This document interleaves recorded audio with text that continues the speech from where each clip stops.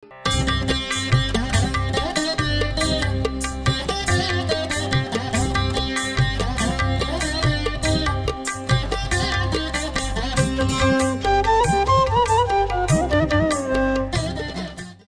వాళ్ళని చప్పుడు చేయకండి. వాళ్ళు బట్టలు విప్పి నీళ్లల్లో దిగారు కాబట్టి మీరు చప్పుడు చేయకుండా నాతో రండి అని నీపవృక్షం దగ్గరికి వెళ్ళాడు. నీపవృక్షం అంటే కదంబం. కదంబం నీటి ఒడ్డున పెరుగుతుంది.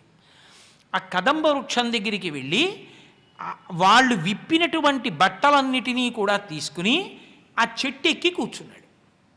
వీళ్ళు జలక్రీడలాడారు అని ఉంది భాగవతంలో. అంటే నీళ్లలో కొంతసేపు ఆడారు.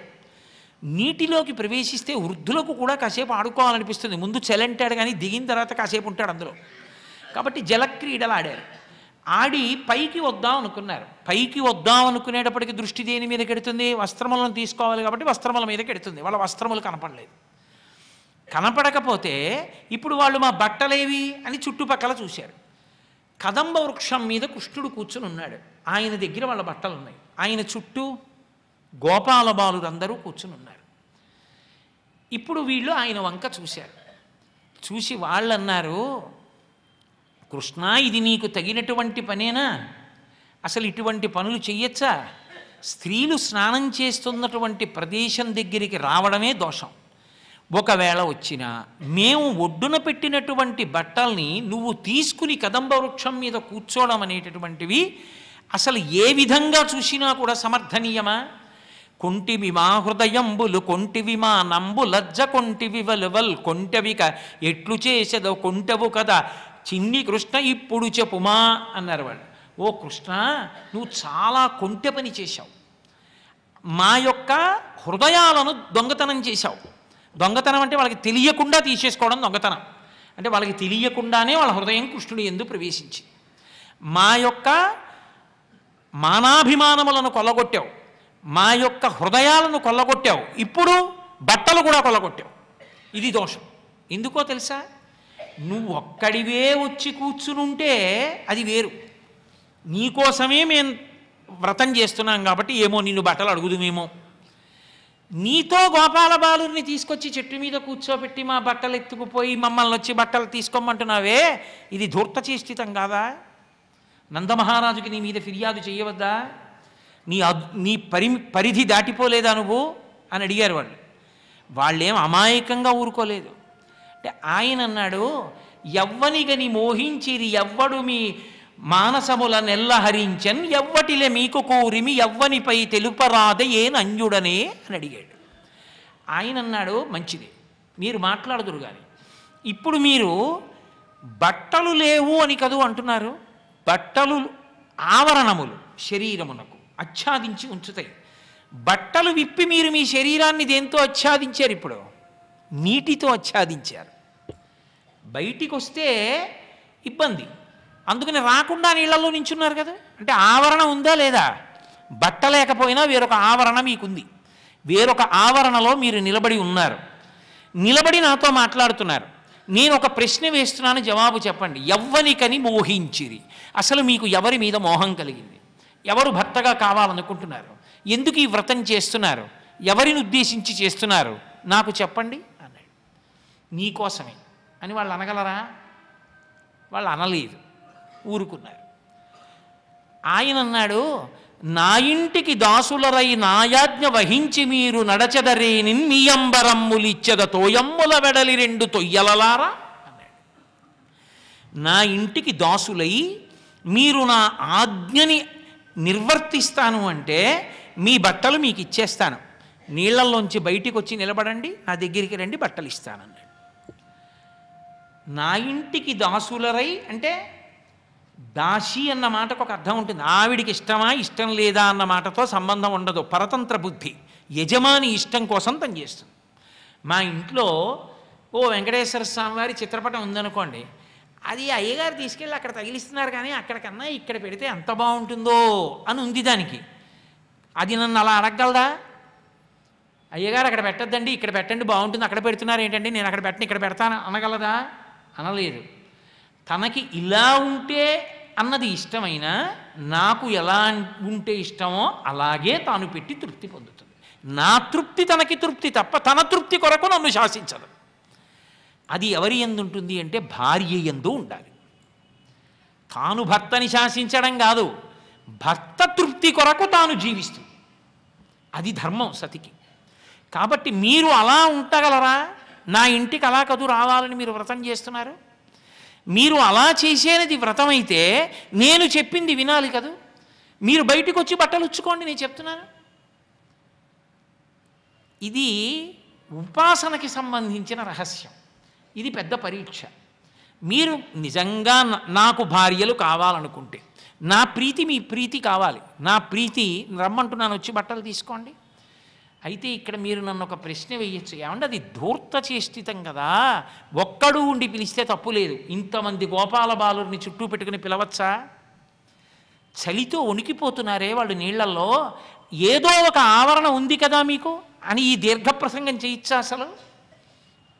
అసలు వెళ్ళొచ్చా? అలాగా ఎలా సమర్థిస్తాం కృష్ణుడి యొక్క చేష్టితాన్ని? అంటే మీరు ఇక్కడ బాగా గమనించవలసిన విషయం ఒకటి ఉంది. అదొక్కటి మీరు బాగా పట్టుకోగలిగితే మీరు గోపికా వస్త్రాపహరణ ఘట్టమునందున్నటువంటి రహస్యం మీకు అర్థమైపోతుంది. ఎందుకు ఫలించదు అంటే అసలు స్నానం దేని కొరకు చేశారు? వ్రతం చేయడానికి. ఆ స్నానం చేసేటప్పుడు వరుణుడి పట్ల గౌరవంతో చెయ్యాలి. అంటే దిగంబర స్నానం చేయకూడదు. ఒంటి మీద నూలుపోగు లేకుండా స్నానం చేస్తే అది ఎదురుగుండా ఉన్నటువంటి జలాధిష్టాన దేవత అయినటువంటి వరుణుడి పట్ల అపచారం చేసినట్టు. అప్పుడు ఆయన ఏం చేస్తాడంటే శరీరంలో ఉన్న తేజస్సుని హరించేస్తాడు. అందుకే ఒంటి మీద బట్టతోటే స్నానం చేయాలి. గోపకాంతలు ఏం చేశారు? బట్టలు బయట విడిచిపెట్టి స్నానానికి వెళ్ళారు. ఇప్పుడు అది మొట్టమొదటి దోషం వచ్చింది. ఇప్పుడు ఆ దోషం పోవాలంటే ప్రాయశ్చిత్తం జరగాలి. ప్రాయశ్చిత్తం అయితే తప్ప వ్రతం ఫలించదు. ఇప్పుడు వాళ్ళని అనుగ్రహించడానికి ఆయన ప్రాయశ్చిత్తం చెప్తున్నాడు. మొదటిది. 2, నదీ స్నానం అనకు ఒక నియమం ఉంటుంది. నదీ స్నానానికి మీరు ఏ బట్టలు కట్టుకుని వెళ్ళారో ఆ బట్టలే కట్టుకుని మళ్ళీ రాకూడదు. నేను పంచె కట్టుకుని లాల్చీ వేసుకుని నదీ స్నానానికి వెళ్ళాను అనుకోండి, దాన్ని అక్కడ విడిచిపెట్టి ఓ తువ్వాలు కట్టుకుని స్నానం చేసి పైకొచ్చి వేరు పంచ వేరు లాల్చీ కట్టుకుని దేవాలయంలోకి వెళ్ళాలి తప్ప ఏ బట్టలు కట్టుకుని స్నానానికి వెళ్ళానో ఆ బట్టలే కట్టుకుని మళ్ళీ పైకి వెళ్ళకూడదు. ఇప్పుడు వాళ్ళు ఏ బట్టలు కట్టుకుని మళ్ళీ వ్రతం చేయడానికి వెడదాం అనుకుంటున్నారు?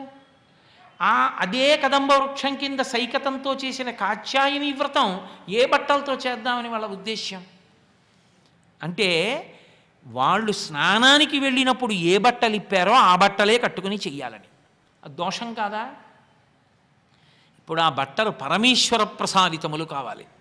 ఆయన స్పర్శ పొందితే పునీతములవుతాయి. ఆయన చేత ఇవ్వబడ్డాయి, మళ్ళీ దోషం పోయింది. ఇప్పుడు 2 దోషములు పోవాలి. అసలు మీరు ఇందులో ఒక పెద్ద చమత్కారం ఒకటి పట్టుకోవాలి. ఇది మీరు చాలా జాగ్రత్తగా పట్టుకోవాల్సిందండి. ఇప్పుడు నేను చెప్పే మాట, కృష్ణుడు వాళ్ళ బట్టలను అపహరించాడు అన్న మాటలో వాళ్ళు విడిచిపెట్టేసిన బట్టల్ని కృష్ణుడు తీసుకున్నాడా, వాళ్ళు విడిచిపెట్టని బట్టలు కృష్ణుడు తీసుకున్నాడా? వాళ్ళు విడిచిపెట్టేసిన బట్టలే కదా కృష్ణుడు తీసుకున్నాడు. ఇప్పుడు కృష్ణుడు ఇచ్చాడు అనుకోండి, ఏమిస్తాడు? వాళ్ళ బట్టలే వాళ్ళకి ఇస్తాడు, వాళ్ళు విడిచిపెట్టేసిన బట్టలే వాళ్ళకి ఇస్తాడు. మరి ఏమంటే విడిచిపెట్టేసిన బట్ట కట్టకూడదన్నారు కదా, విడిచిపెట్టిన బట్టేగా ఇస్తున్నాడు. అంటే మీరు ఒక్కటి బాగా గుర్తుపట్టండి, అందులో పెద్ద రహస్యం ఏమిటంటే గోపికా వస్త్రాపహరణ ఘట్టంలో వస్త్రమును విడిచిపెట్టుట అంటే శరీర అభిమానమును విడిచిపెట్టుట. అసలు సాధన అన్నదానికి ప్రారంభం ఎక్కడ ఉంటుంది అంటే, అసలు సాధన చేయడానికి మొదటి ఉపకరణం ఏమిటి? ఇదే. దీపం పెట్టానండి, అది వేరు విషయం. కుంది, నూనె, ఒత్తులు, అగ్గిపుల్ల అలా ఉంచండి. వెలిగించడానికి ఈ శరీరం ఒకటి ఉండాలా? ఇది ఉంటేనేనా సాధన? ఇది ఉంటేనేనా పూజామందిరంలోకి వెళ్ళడం? ఇది ఉంటేనేనా స్నానం చేయడం? ఇది ఉంటేనేనా బట్ట కట్టడం? ఇదంటూ ఒకటి ఉండాలి. ఇదంటూ ఒకటి ఉంటే సాధన అన్న మాట ఎక్కడ వస్తుంది? దీన్ని పెట్టుబడిగా పెట్టి ఇది బాధపడడం అన్నది తప్పకుండా ఉంటుంది. కార్తీక మాసంలో స్నానం చేయాలి, చేయకుండా పడుకుంటే ఎంతో బాగుంటుంది, దుప్పటి కప్పుకుని హాయిగా ఉంటుంది, చలిగా ఉంటుంది కాబట్టి. కానీ ప్రయత్నపూర్వకంగా తెల్లవారుజామున లేచి దుప్పటి పక్కన పారేసి తలస్నానం చన్నీళ్లలో చేయడం ఏం తేలిగ్గా ఉంటుంది ఏంటి?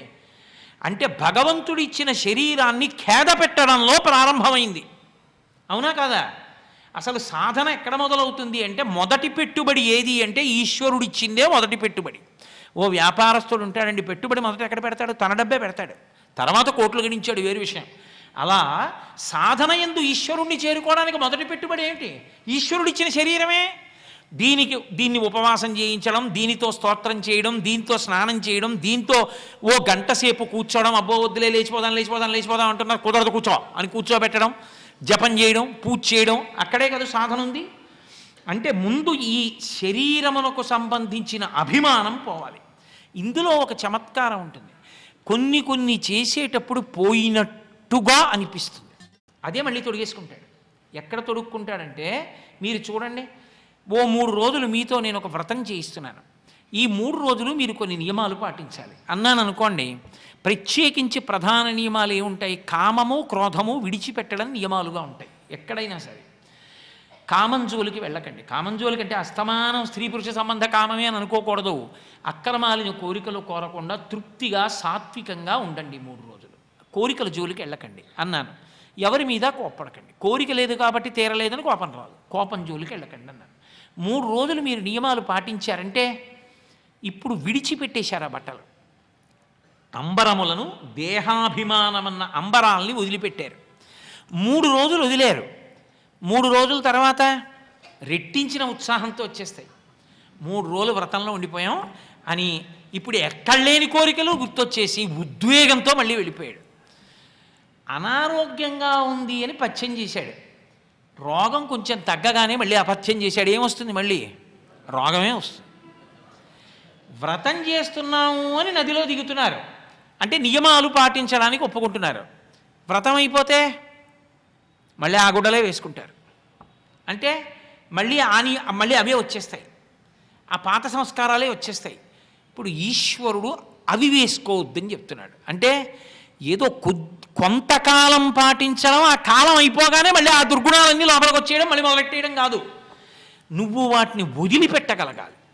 ఆ వదిలిపెట్టగలగడం ఈశ్వరుడి ముందు దేహాభిమానం వదిలిపెట్టడం. ఈ శరీరాన్ని నేను వాడతాను ఈశ్వరుడి కోసము అని, ఇది ఏమైపోతుందో, దీనికి కాళ్ళు నొప్పెడతాయో, 2 గంటల ఉపన్యాసం చెప్తే నీరసం వస్తుందేమో, ఎందుకు వచ్చిన గొడవ అనకుండా, ఎన్నాళ్ళు ఉంటుంది? ఇంకో 10 ఏళ్ళు 15 ఏళ్ళు ఉన్నంతకాలం 2 గంటలు చెప్పి ఇది బడలిపోయినా చెమట పట్టినా ఈశ్వర సేవలో దీన్ని ఉపయోగించవలసిందే. అదే నాకు ఉత్తర జన్మలకి పెట్టుబడి. కాబట్టి నేను తప్పకుండా భగవంతుడు ఇచ్చాడు కాబట్టి వాక్కు స్తోత్రం చేయవలసిందే, నువ్వు పడు బాధ అని తీసుకెళ్ళి కూర్చోబెట్టాను అనుకోండి. ఇప్పుడు నేను దేహాభిమానాన్ని గెలిచాను, ఇది సుఖపడదామన్న దాన్ని ఖేద పెట్టడానికి సిద్ధపడ్డాను. ఇది రావాలి, దేహాభిమానం విడిచిపెట్టేటట్టు చెయ్యాలి. వాళ్ళకి దేహాభిమానం బట్టలతో ఉందా? నీళ్లు పట్టు కూర్చున్నారు ఇప్పుడు వాళ్ళు. కాబట్టి ఈశ్వరుడి ముందు దేహాభిమానం విడిచిపెడితే తప్ప అసలు వ్రతం ఫలించదు. ఎందుకని నేను ఈ మాట అంటున్నానంటే, దేహాభిమానము అన్న మాటలో ఎన్ని ఉంటాయంటే, మీరు చూడండి, ఏమంటే గోచి పోసి పంచి కట్టుకోండి అన్నాను అనుకోండి, వెంటనే అంటే గోచి పోయేవాడి ఏం బాగుంటుందండి ఆ గోచి పోసి పంచి కట్టుకునేవన్నీ, ఏదో ఇలా తిప్పేసి కట్టుకుంటానండి అంటాడు. వేదం అంది వికచ్చ అనుత్తరీయశ్చ నగ్నశ్చ అవస్త్రయేవచ అని. గోచి పోసి పంచ కట్టుకోకుండా పైన పురుషుడు బనీనవి తీసేసి ఉత్తరీయం ఒకటి వేసుకుని మాత్రమే పూజ చేస్తేనే ఈశ్వరుడు స్వీకరిస్తాడు. అలా కాకుండా కూర్చుంటే పీటల మీద వాడు ఒంటి మీద బట్ట లేకుండా పూజ చేశాడని స్వీకరిస్తారు, వ్యతిరేక ఫలితం ఇస్తారు. అప్పుడు కాబట్టి వేదం ప్రమాణం. ఇప్పుడు నీకు ఇష్టం ఉందా లేదాతో సంబంధం లేదు, అది ఈశ్వర ప్రోక్తం, నువ్వు చెయ్యాలంతే. ఇప్పుడు నీ అభిమానంతో సంబంధం లేదు. గోరు చుట్టూ వచ్చింది, డాక్టర్ గారు కూర్చోబెట్టి కోసేస్తానన్నాడు. అయ్యి బాబోయ్, ఈ వేలండి ఎంత అభిమానం అనండి, దాన్ని కోసేస్తారా అంటే గోరు చుట్టూ ఉంచుకుంటావా? కోయించుకోవాలంతే. నువ్వు తరించాలనుకుంటే దానికి గోచి పోసి పంచె కట్టి కూర్చోబెట్టాలి దాన్ని. దేహాభిమానమును గెలిస్తే తప్ప ఈశ్వరుణ్ణి చేరడం సాధ్యం కాదు. బొట్టు పెట్టుకోవడమే కష్టమైన వాడు ఈశ్వరోపాసనం ఏం చేస్తాడు? ఎన్నాళ్ళు భాగవతం వింటే వాడికి పనికి వస్తుంది. అది బొట్టు పెట్టుకోవడం కష్టం వాడికి అక్కడ మచ్చ వస్తే ఏం చేస్తాడు? ఎర్రగా ఇంత బొట్టు పెట్టుకోరా అంటే వాడికి కష్టం. వాడికి నేను బతికున్నంతకాలం భాగవతం చెప్తే ఉపయోగపడుతుందా? అసలు దేహాభిమానం వదలని వాడికి. కాబట్టి దేహాభిమానమును విడిచిపెట్టనిదే వ్రతము ఫలించదు. అందుకని మీరు దేహాభిమానం విడిచిపెట్టవలసి ఉంటుంది. ఇది ఆంతర సందేశం. అయితే ఏమంటే ఆయన ఒకడే ఉండాలి కదా, వీళ్ళందరూ ఎందుకు? అంటే మీరు ఒక్క మాట వినండి. దేహాభిమానముడు విడిచిపెట్టుట అనేటటువంటి మాట యందు ఒక్క పరబ్రహ్మము కాదు, మనము చేసేటటువంటి కర్మలకు సాక్షులు ఎవరు అంటే పంచభూతములు, అంటే పృథివీ ఆపస్ తేజో వాయు ఆకాశములు సూర్యచంద్రులు దిక్కులు అంతర్యామి, వీళ్ళందరూ సాక్షులుగా ఉంటారు. వాళ్ళందరే గోపాల బాలురుగా ఉన్నారు. ఇప్పుడు ఏ పని చేస్తున్నా సాక్ష్యం వాళ్ళని బట్టి చెయ్యాలి. నేను స్నానం చేసేటప్పుడు ఎవరు చూశారని బట్టకట్టుకు చెయ్యాలి? ఉపన్యాసం అంటే చెప్పాను కానీ నేను తువ్వాలు కట్టుకు చేశానో లేదో తెలిసేటని కాదు. సూర్యుడు చూస్తున్నాడు, చంద్రుడు చూస్తున్నాడు, గాలి చూస్తోంది, పృథివీ చూస్తోంది, ఆకాశం చూస్తోంది, నా ఒంట్లో వేడి చూస్తోంది, అగ్ని చూస్తోంది. వీళ్ళు రేపు సాక్ష్యం చెప్తారు. కాబట్టి వేదం ఎలా చెప్పిందో నేను అలాగే స్నానం చేస్తాను అన్నాను అనుకోండి. ఇప్పుడు నీ చేస్తున్న పనులకు వాళ్ళు సాక్షులు అంటేనే నాకు దేహాభిమానం వదులుతుంది. ఈశ్వరుడు ఒక్కడే అంటే ఆ ఈశ్వరుడు ఎదురుగుండా ఉన్నాడో లేడో నీ భావనలో, అప్పుడు నువ్వు ఏ తప్పైనా చెయ్యొచ్చు. అందుకు గోపాల బాలురు. ఎవరా గోపాల బాలురు అంటే వాళ్ళు దేవతలు, వాళ్ళందరూ దిక్పాలురు, వాళ్ళందరూ గోపాల బాలురిగా అనుగమిస్తున్నారు కృష్ణ భగవానుడిని. ఇప్పుడు వాళ్ళందరి సాక్షిత్వాన్ని నువ్వు అంగీకరిస్తేనే దేహాభిమానాన్ని విడిచిపెట్టి ప్రవర్తించగలవు. నాకో విడిదిచ్చారండి, నేను ఒక్కడనే ఉన్నాను. నేను ఒక్కడే ఉన్న చోట నేను ఎలా బ్రతుకుతున్నానో మీకెవరికైనా తెలిసే అవకాశం ఉంటుందా? ఎవ్వరికీ తెలియదు. కానీ నేను ఎలా బ్రతకాలని చెప్తున్నానో అలాగే బ్రతుకుతాను. ఎందుకు బ్రతుకుతాను? మీరెవరైనా చూస్తారని కాదు, అన్ని భూతములు ఈ దేవతలందరూ చూస్తున్నారన్న భయంతోనే బతుకుతాను. వాళ్ళు ఉన్నారన్న భయంతో బతుకుతాను. వాళ్ళు రేపు పొద్దున్న సాక్ష్యం చెప్తారు, నువ్వు ఎలా బతికావో మాకు తెలియదా అని అడుగుతారు. అందుకు అలా బతుకుతాను. కాబట్టి ఇప్పుడు దేహాభిమానం విడిచిపెట్టడం ఒక్క ఈశ్వర సాక్షిగా కాదు, దానికి దిక్పాలురు సాక్షి, వీళ్ళందరూ సాక్షి. వాళ్ళ ప్రతినిధులు గోపాల బాలురు. అందుకే వాళ్ళు మాట్లాడరు. బ్రహ్మానుభవం ఈశ్వరుడు ఒక్కడితోటే. అందుకే రాసలీలలో గోపాల బాలురు ఉండరు. అది తత్వం.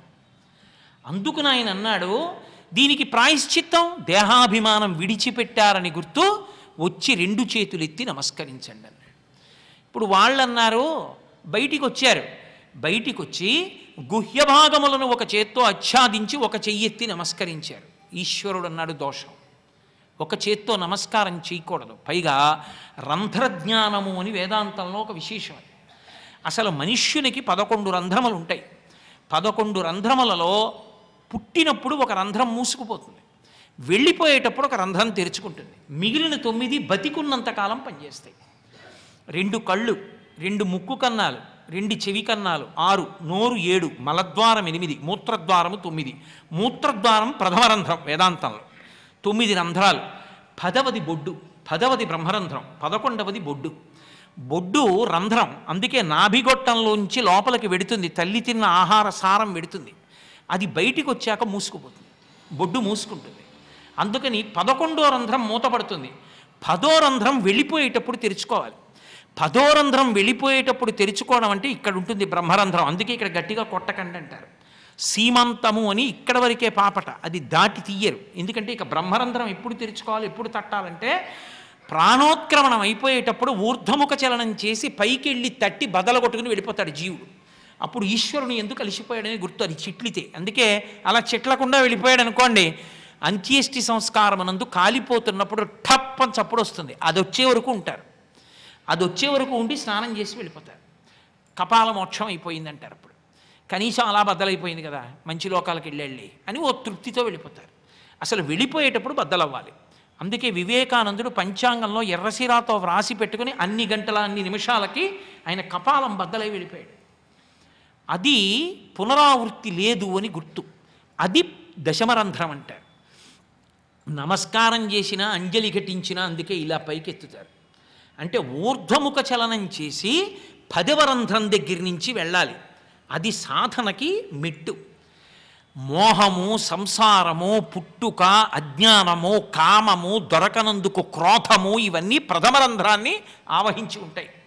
ప్రథమ రంధ్రం మీద చెయ్యి ఉన్నది అన్నంతసేపు ఇంకా కామవ్యామోహమునందు, సంసారమునందు, అజ్ఞానమునందు కాళింది మడుగు ఎందే ఉన్నాడు. 2 చేతులు పైకెత్తిన నాడు ఊర్ధ్వముఖ చలనాన్ని అడిగాడు. కృష్ణుణ్ణి పతిగా అంగీకరించడం అంటే యోగ మార్గంలో ఆయన్ని చేరిపోవడం. ఆయన్ని చేరిపోవడం ఎప్పుడు సంభవము అంటే కామక్రోధములను విసర్జించాలి, ఊర్ధ్వముఖ చలనం చెయ్యాలి. అందుకు 2 చేతులు ఎత్తమని చెప్పాడు ఆయన. ఎత్తి నమస్కరించమన్నాడు. మీరొక్క మాట గమనించగలిగితే కృష్ణుడు చేసినది ధూర్త చేష్టితము కాదని అర్థమవుతుంది. ఆయనకి 7 ఏళ్ళు, వాళ్ళకి 5 ఏళ్ళు అప్పుడు భాగవతం. కాబట్టి ఇప్పుడు వాళ్ళు అర్థం చేసుకున్నారు ఆయన ఎందుకు చెప్పాడు. చెప్పి వాళ్ళు బయటికి వచ్చారు. బయటికి వచ్చి నిజమే వ్రతముల్ చేయుచునొక్కమారైన యవ్వానిన్ విచారించినన్ వ్రతభంగంబులు మాననట్టి వరుదున్ వామాక్షులు ఇక్షించియున్ గతచేలా ప్లవనంబు నేడు వ్రతభంగంబంచు చింతించి పాలతటంజస్త కలబ్జలై సరసలీలన్ మ్రొక్కిరట్లు అందరున్నారు పోతన గారు. అసలు ఒక వ్రతం చేస్తానంటాడు, అన్ని వ్రతభంగాలే చేస్తాడు. అసలు నిజానికి వాడు వ్రతం చేయడు, వ్రతభంగమే చేస్తాడు ఎక్కువ, అన్ని దోషాలే. ఇన్ని దోషాలుంటే ఆ వ్రతానికి ఫలితం రాదు. రాకపోయినా ఈశ్వరుడు ఎక్కడ తీసేస్తాడంటే నామం చెప్తే చాలు. అందుకే అథాంగ పూజ చేయిస్తారు. అథాంగ పూజ చేయిస్తున్నప్పుడు ఈశ్వరుణ్ణి పాదాల నుంచి తల వరకు చూసి, పువ్వులు పోసినప్పుడు తల మించి కింద వరకు చూసి ఆయన నామం పలుకుతుంటే చేసిన దోషాలు విరిగిపోతూ వ్రతం సిద్ధిస్తుంది. ఉపన్యాసానికి వచ్చినా పూజ చేసినా సెల్ ఫోన్ విడిచిపెట్టనన్నవాడు ఎప్పుడూ బాగుపడలేడు. ఎప్పుడు బాగుపడగలడు అసలు దాని మీద దృష్టి అంటూ ఉంటే. కాబట్టి వ్రతభంగంబులు మానునట్టి వరదున్ వామాక్షులు ఇక్షించియున్ గతచేలా ప్లవనంబు నేడు వ్రతభంగంబంచు చింతించి పాలతటంజస్త కరబ్జలై సరసలీలను మ్రొక్కిరి అట్లా అందరు. అందుకని వాళ్ళు 2 చేతులు ఎత్తి ఇలా నమస్కరించారు. పాలతటంజస్త అంటే నుదురుకి తగిలేటట్టుగా నమస్కరించారంటే 5 జ్ఞానేంద్రియములు, 5 కర్మేంద్రియములు, బుద్ధిస్థానమైన తల 11ంటిని యోగేశ్వరుడైన కృష్ణుని యందు న్యాసము చేశారు. అంటే వాళ్ళు యోగమునందు కృష్ణుడితో కలయికని అపేక్షించారు. అందుకే రాసలీల ఆ బ్రహ్మానుభవం. అప్పుడు ఆయన ఒక్కడే ఉంటాడు, ఇక గోపాల బాలురు ఉండరు. దేవతలు సాక్షిగా చేసిన కర్మ వలన కలిగిన చిత్తశుద్ధి వలన బ్రహ్మానందము ఒక్కడితోటే ఉంటుంది. కాబట్టి ఇప్పుడు ఈ గోపకాంతలందరూ ఎత్తి నమస్కరిస్తే చేతులు ఆయన అన్నాడు, శృంగారవతులార సిగ్గేల మిమగూడి చిన్ననాట నెగోలి పెరిగినాడ ఎరుగనే మీలోన ఎన్నడునున్నాడ నేను చూడని మర్మమేది కలదు. వ్రతనిష్టలయ్యుండి వలువలు దల్చక నీట చొత్తురే మీరు నీతి తప్పి కాత్యాయనీదేవి కల్లచేయుటె కాక ఈ రీతి నోచువారెందుకలరు. వ్రతఫలంబు మీరు వలచిన చక్కగా ఇంతులెల్ల చేతులెత్తి మ్రొక్కి చేరి పుచ్చుకొనుడు చీరలు సిగ్గుతో వాడనేల ఎగ్గులు ఆడనేలా అన్నాడు. ఎంత అద్భుతమైన వేదాంతం చెప్పాడు. అసలు ఈశ్వరుడికి తెలియకుండా ఈ శరీరంలో ఏముందండి? ఆయన లోపల ఉండబట్టి కదూ ఈ శరీరం ఇన్ని మార్పులు చెంది ఈ శరీరం ఇంత పెద్దదైంది. శృంగారవతులేర సిగ్గేల మిమగూడి చిన్ననాటనే గోలె పెరిగినాడ. మీతో కలిసి పెరిగిన వాడిని మనందరం ఒకలా ఆడుకున్న వాళ్ళని నాకు తెలియదు మీరెవరో నేనెవరో. నన్ను పతిగా మీరు భావించట్లా? ఆంతరం మీలో నేను లేను. చిన్ననాటనే గోలె పెరిగినాడ ఎన్నడు మీతోననున్నాడా? మీలోనే ఉన్నాను నేను. మీలో నేను ఉండబట్టి అసలు ఆ శరీరాలు ఉన్నాయి. నేను లేకపోతే అది ఎక్కడుంది? శివం లేకపోతే శవం ఉంది. నాకు తెలియనిది ఏముందని నా దగ్గర నమస్కరించడానికి బెంగపెట్టుకున్నారు? నేను శరీరాలు చూడాలనుకున్నవాడిని కాను. మీరు శరీరాలతో చేసిన పాపాన్ని పోగొట్టాలి.